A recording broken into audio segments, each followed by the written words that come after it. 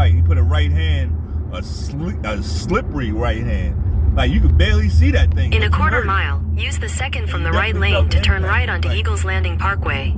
He landed that right hand, and that kind of set the tone. It definitely put Brock Jarvis on his back foot for the end of that run, for the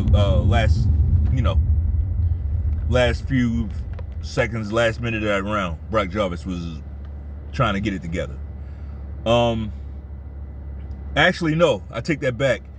Keith Thurman landed a good right hand in that first round, but Brock Jarvis came back and landed. He wanted to turn into a brawl.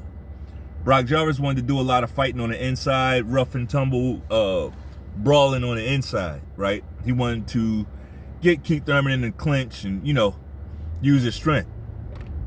Land punches coming out of the clinch and, all that type of shit. And he was able to hit Thurman with a shot in that first round, and I think Thurman, they got each other's respect, put it like that. They got each other's respect. At the light, use the second from the right lane to turn right onto Eagles Landing Parkway. It's definitely levels to it. The stuff Brock Jarvis was doing, like, it became very easy for Thurman to nullify all these. In a quarter mile, use the left 2 lanes to turn left onto the I-75 South ramp. Brock Jarvis' shots. He started going underneath his shots and coming back up. I'm not gonna hold you. The fight lasted 3 fucking rounds, and Thurman got him out of there.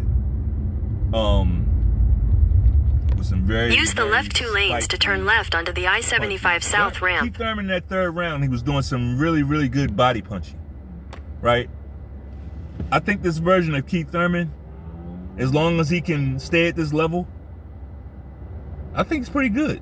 Is it out of reach for him to get a title at 154? Absolutely not.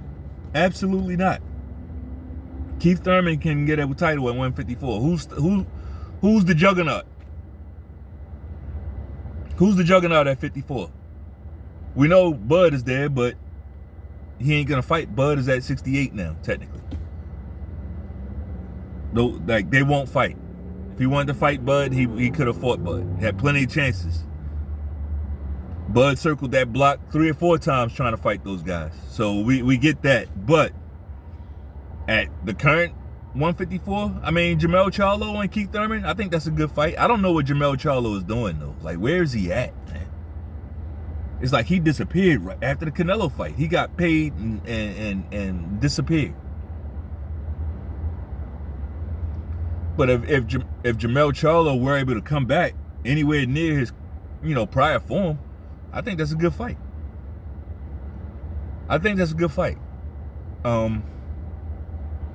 Keith Thurman, what I liked in this fight is his shots, his punches weren't as wide as they usually are. His punching was a lot sharper, and that uppercut that he hit Brock Jarvis with was hellacious. That was a hellacious uppercut, man. But I'm not gonna hold you, man. That was a great performance by Keith Thurman. Great comeback performance, right? Continue for half a mile. I'm not gonna blow this shit up because Brock Jarvis, let's be honest, he's a fucking mechanic. He's a plumber, right?